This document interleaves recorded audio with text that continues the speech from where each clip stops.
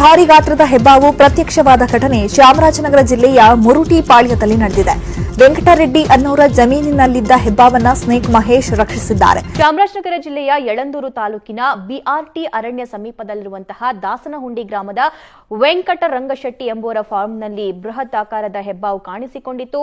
ತಕ್ಷಣ ಮಾಲೀಕರು ಉರಗ ತಜ್ಞ ಸ್ನೇಕ್ ಮಹೇಶ್ ಅವರಿಗೆ ಕರೆ ಮಾಡಿ ವಿಷಯವನ್ನ ತಿಳಿಸಿದ್ರು. ಸ್ಥಳಕ್ಕೆ ಆಗಮಿಸಿದ ಸ್ನೇಕ್ ಮಹೇಶ್ 12 ಅಡಿ ಉದ್ದದ 60 ರಿಂದ 70 ಕೆಜಿ ತೂಕವುಳ್ಳುವಂತಹ ಬೃಹತ್ ಆಕಾರದ ಹೆಬ್ಬಾವನ್ನ ಹಿಡಿದು ರಕ್ಷಣೆ ಮಾಡುವಲ್ಲಿ ಯಶಸ್ವಿಯಾಗಿದ್ದಾರೆ.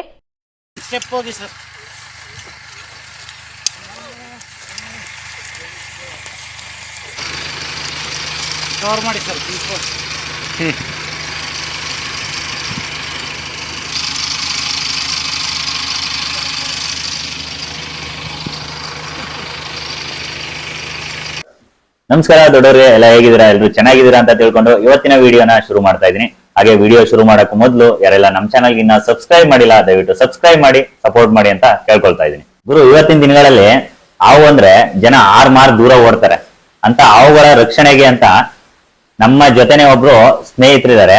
ಅವರ ಪರಿಚಯನ ನಾವು ನಮ್ಮ ಚಾನಲ್ ಮುಖಾಂತರ ತಿಳಿಸ್ತೀವಿ. ಎಲ್ಲರಿಗೂ ನಮಸ್ಕಾರ. ನನ್ನ ಹೆಸರು ಸ್ನೇಕ್ ಮಹೇಶ್ ಅಂತ, ಸಂತೇಮರಹಳ್ಳಿ, ಚಾಮರಾಜನಗರ ತಾಲೂಕು. ಉರುಗ ಸಂರಕ್ಷಣೆಯಲ್ಲಿ ನಾನು ತೊಡಗಿಸ್ಕೊಂಡು ಒಂದು ಸರ್ವಿಸ್ ಆಕ್ಟಿವಿಟೀಸ್ ಮಾಡ್ತಾ ಇದ್ದೀನಿ. ನಾನೊಂದು 20 ವರ್ಷದಿಂದ ಈ ಉರುಗ ಸಂರಕ್ಷಣೆಯಲ್ಲಿ ತೊಡಗಿಸ್ಕೊಂಡು ಸಂರಕ್ಷಣೆ ಮಾಡ್ತಾ ಬಂದಿದ್ದೀನಿ. ಹಾವು ಕಚ್ಚಿದ ತಕ್ಷಣ ಸತ್ತೋಗ್ತೀವಿ ಅನ್ನೋ ಭಯ, ಮೂಢನಂಬಿಕೆ ಹಿಂದಿನ ಕಾಲದಿಂದ ಹಿಡಿದು ಈ ಆಧುನಿಕ ಕಾಲದವರೆಗೂ ಇದೆ.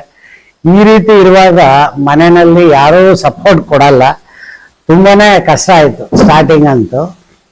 ಆದರೆ ಎಲ್ಲರನ್ನೂ ಕನ್ವಿನ್ಸ್ ಮಾಡಿ ತುಂಬ ವರ್ಷಗಳೇ ಆಯಿತು ಅವರು ಒಪ್ಕೋಬೇಕಾದ್ರೆ.